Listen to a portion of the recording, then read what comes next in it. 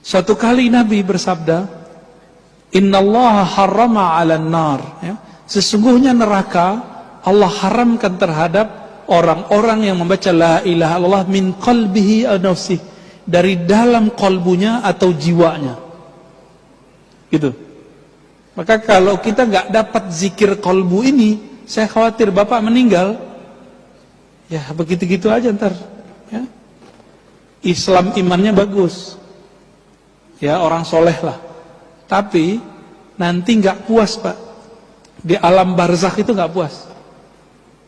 Jadi jangan dikira nanti Bapak di alam barzakh itu langsung tidur, enggak. Di alam barzakh pun masih nengok-nengok. Gimana ya supaya saya makomnya tambah tinggi?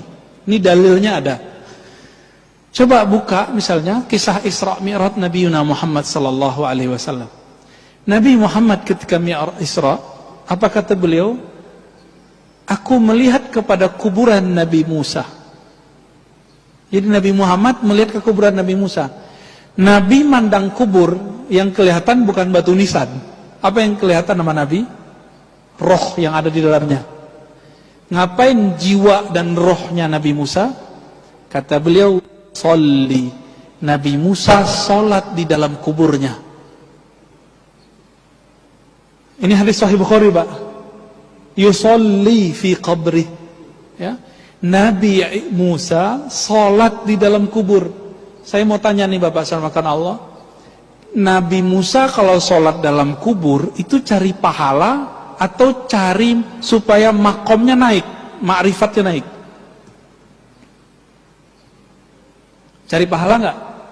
Emang masih berlaku pahala? Kan kullu, ya, idza mata ibnu Adam inqata amalu. Jika anak Adam meninggal, maka semua amalan dia terhenti, nggak bisa lagi Pak. Terus sholat apa itu? Maka Syekh Al-Habib Zain itu di kitabnya Bahjatul Talibin mengatakan, ibadahnya orang-orang yang sudah dimasuk ke alam kuburan itu bukan ibadah mencari pahala. Mencari pahala itu menggugurkan kewajiban, disebut dengan taklif. Tanya ke ustadz di sini yang ngajarin fikih, apa arti taklif? Taklif itu beban. Cari pahala udah, gugurin kewajiban. Nah ini Nabi Musa dan roh-roh suci sholat di alam kubur, bukan di kubur, di alam kubur. Itu supaya makomnya naik. Makanya Nabi Musa ditaruh di langit ke-6 saat Mi'raj. Kok bisa begitu? Kok bisa seperti itu? Karena beliau selalu melakukan latihan rohani di alam barzah. Nah, ini pelajaran besar bagi kita Bapak Saudara karena Allah. Jadi jangan dikira orang meninggal selesai persoalan. Persoalannya dengan tubuh ini selesai, tapi dengan jiwanya belum selesai. Tolong dibagi ya. Ada tubuh ini, jasad, ada jiwa, ada akal, ada ruh. Coba diulang Pak. Satu, jasad nih yang butuhnya makan, butuhnya tidur, butuhnya syahwat. Nah ini deh, tubuh ini.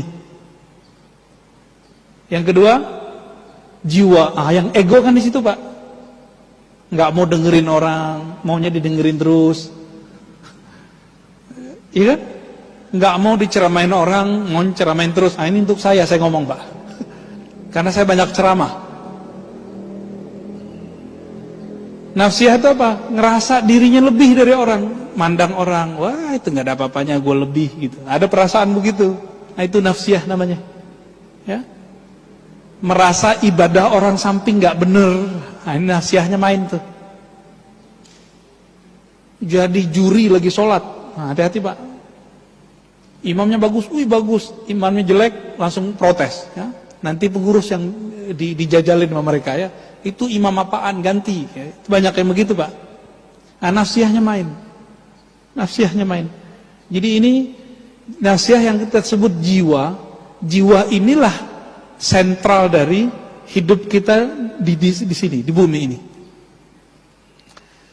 Tapi jiwa ini punya perangkat yang menghubungkan dengan kolbu, namanya akal. Akal ini bertahan, Pak. Nanti ketika kita meninggal, akal ini dikembalikan ke kolbu. Kolbu itulah nanti yang menjawab. Masuk ke dalam kubur, ini berulang-ulang kita sampaikan di banyak tempat. Pertanyaannya apa? Masuk kubur. Kamu S1 apa S2? Gitu gak? Sholatmu 1000 rakaat, kamu tahajud, begitu gak? Ada pertanyaan gitu gak, Pak? Enggak ada. Pertanyaan mungkar nakir apa? Mau imam masjid yang masuk kubur, mau jamaah yang masuk kubur, mau preman, mau siapa, masuk kubur pertanyaannya sama. Man Rob buka. Siapa Robmu? Itu password tuh, lagi nanya, kamu tahu nggak jalan pulang? Itu maksudnya. Nggak bisa diapalin, Pak. Coba diapalin. Siapa Tuhanmu? Jawabannya apa? Allah. Coba aja. Nanti coba hidup susah atau hidup senang. Orang banyak hidup susah kembali ke Allah, tapi hidup senang lupa sama Allah, itu lebih banyak. Benar gak? Ya? Jadi kita dikasih mainan enak, lupa. Dikasih mainan susah, ya ngomel-ngomel kepada Allah, ya, tapi sholatnya nambah gitu. Bagaimana orang begini kalau masuk ke kubur bisa jawab, Rabbku Allah? Gak mungkin. Gak mungkin, Pak. Itu sebabnya kita kasih tahu di akhir zaman ini, jangan mengandalkan sholat banyak, belum tentu diterima. Jangan ngandelin banyak baca Quran, belum tentu diterima. Tetaplah sholat, tetaplah baca Quran, tapi jangan belagu sama amalan itu. Masih ingat Nabi ngomong apa? Kamu masuk surga bukan karena amalmu, masih tahu ya? Hadis Bukhari. Terus apa kata Nabi? Aku pun masuk surga bukan dengan amalku, tapi dengan rahmat Allah. Rahmat Allah itulah kunci dari ma'rifatullah. Kalau ada murid di kelas, ada yang guru nggak nih? Kalau ada murid di kelas, dia agak bandel dikit, tapi cerdas, Pak. Agak nyeleneh dikit, cerdas. Itu disayangi guru nggak? Disayangi guru walaupun dia nyeleneh-nyeleneh dikit.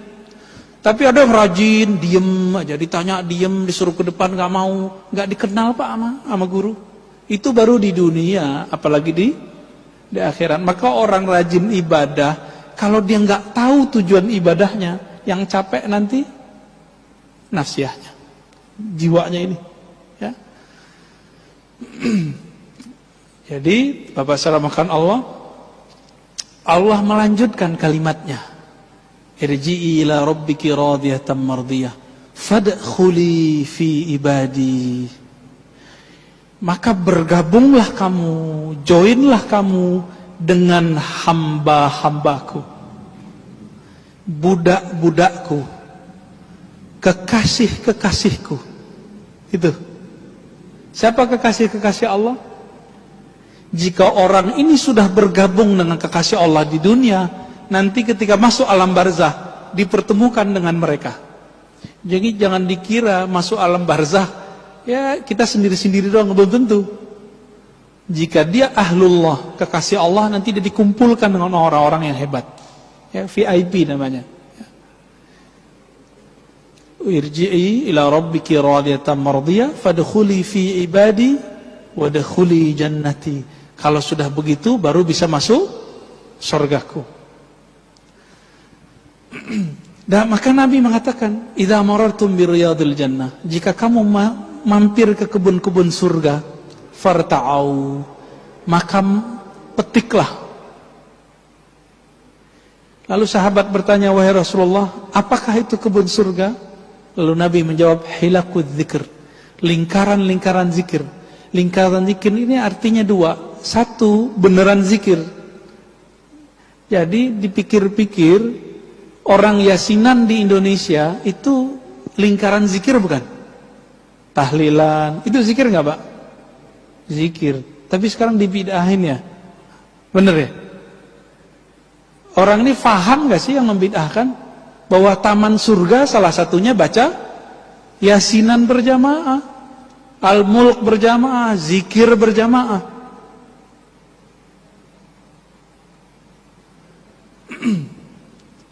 Bapak kalau lagi